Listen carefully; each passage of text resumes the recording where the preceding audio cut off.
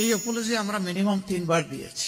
ওমরা পালন শেষে সৌদি আরব থেকে যুক্তরাষ্ট্রে রয়েছেন জামাত আমির ডক্টর শফিকুর রহমান। বুধবার নিউ ইয়র্কে কথা বলেন সাংবাদিকদের সঙ্গে মতবিনিময় সভায়।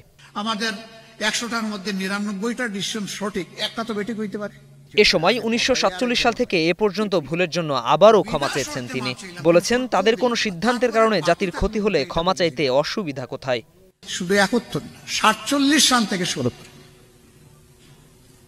জামাতে ইসলামীর দ্বারা কেউ যদি কোনো কষ্ট পান, কারো দ্বারা কোনো ক্ষতি হয়ে থাকে, আমি সব ব্যক্তি এবং সংগঠনের পক্ষে নিঃশর্তে আমি আপনাদের কাছে ক্ষমা চাই, আপনারা আমাদেরকে ক্ষমা করে দেবেন।